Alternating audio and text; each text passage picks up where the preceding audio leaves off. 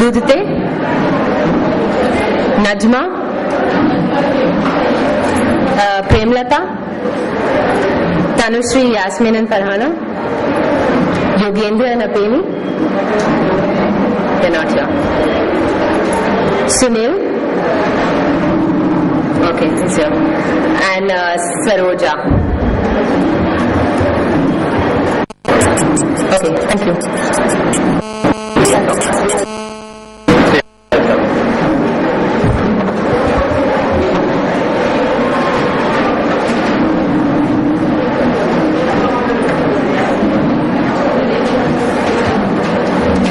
Friends, in there's another session from 4:30 to 6:37.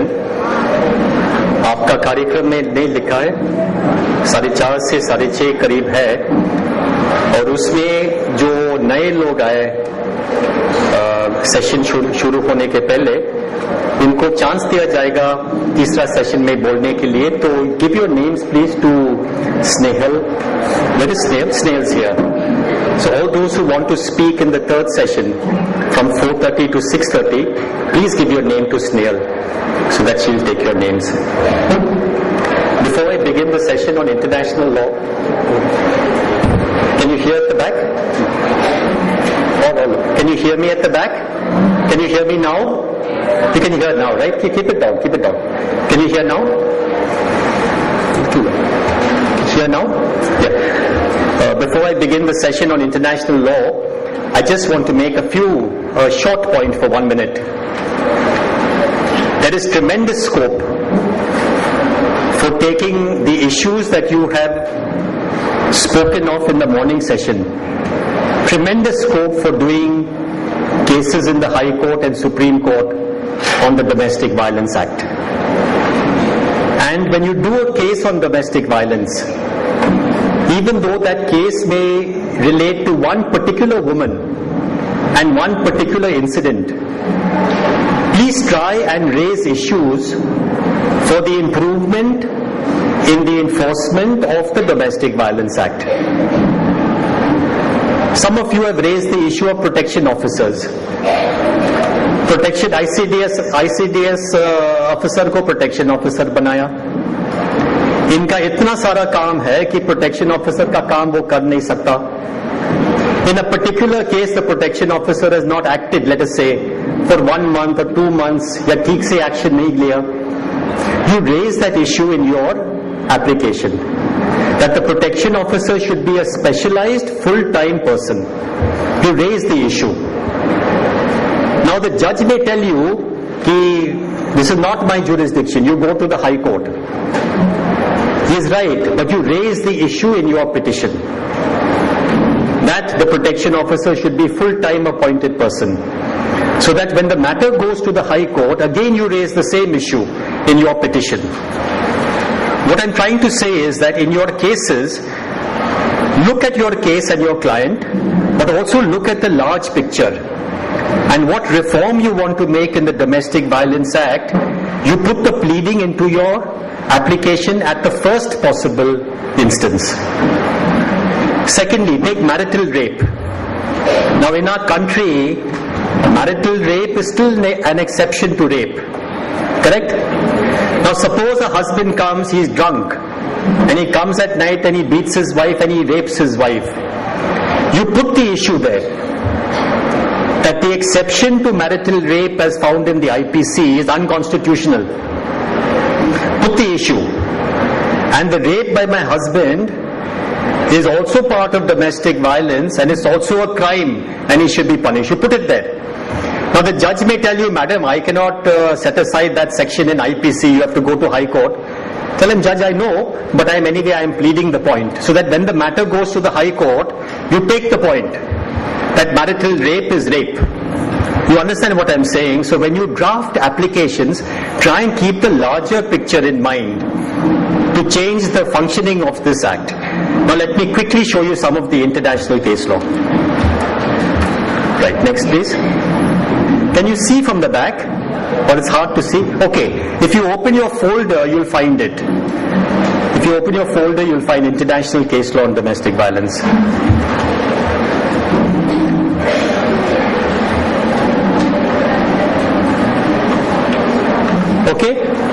very quickly, I won't read the slide, you all can read the slide yourselves, but I'll give you the main point. You've got the second page, role of counselors, inspectors and social workers. You got that point? Yes? The first judgment, Ireland, European Court of Human Rights, is on legal aid. That a woman who is suffering domestic violence must get very professional and very good legal aid. Okay? That's the first judgment. I won't read it. And if the legal aid is expensive, etc., then it's a violation of her constitutional rights. That's the first one. Now look at the next judgment. You've got that. Next page, United States, Connecticut District Court. You got that? Right? This judgment is on the police duty of the police to protect a woman in a domestic violence situation. Right? I won't read it, you can read it or you can look at it from your chart. But the duty of the police to protect a woman in a domestic violence situation. Okay? Now go to the next judgment. Canada, Canadian Supreme Court 1999. You've got that? R versus Godoy. R versus Godoy. You've got that? Everybody has got it? Okay. R versus Godoy. The right of the police to break into a house. If a man is beating a woman, they have a right to break into the house physically and remove the woman. Right? They can do anything within their power to protect the life of a woman. That is R versus Godoy. Now go to the next one. United States versus US Court of Appeal. You have that? Estate of Maria Teresa Macias. You got that? Okay.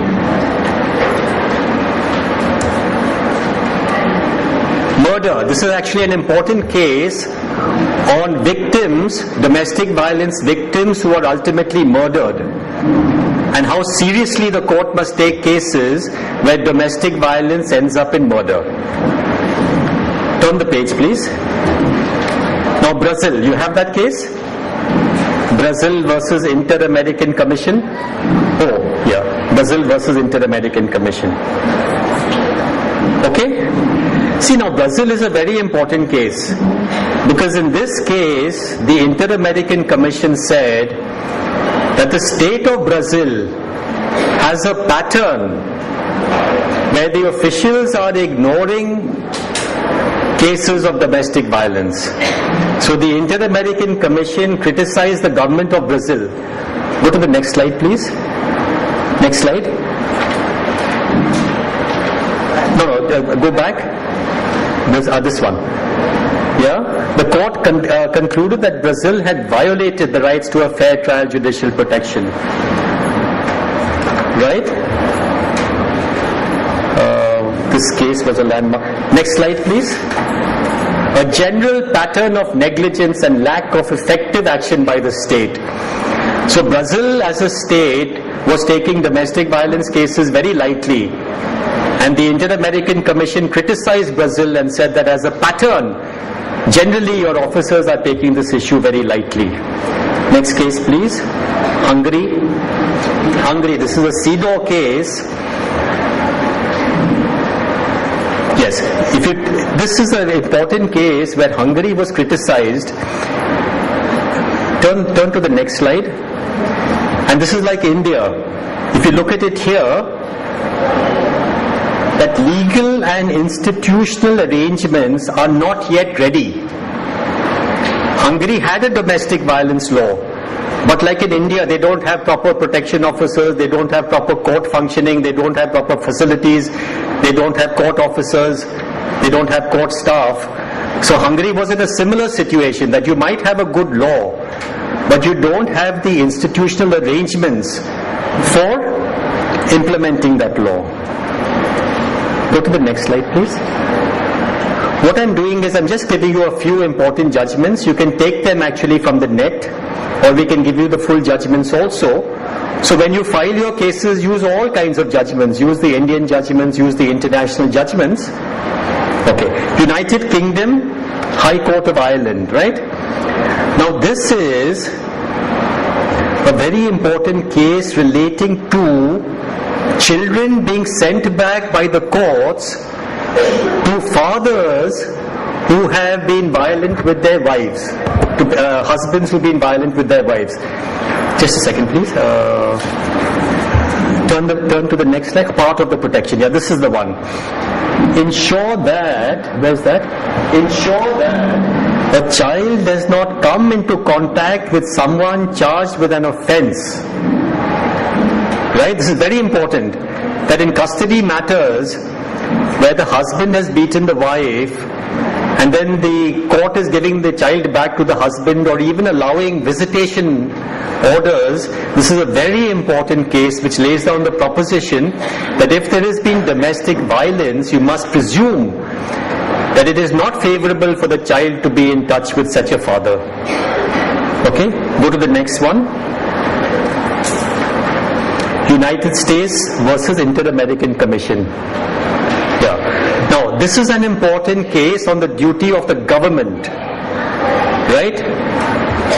Normally what they say is domestic violence is between husband and wife, let us say, man and woman, let us say, and court. But government is not concerned. Government has no duty in all this. We have set up the court system, you go to court.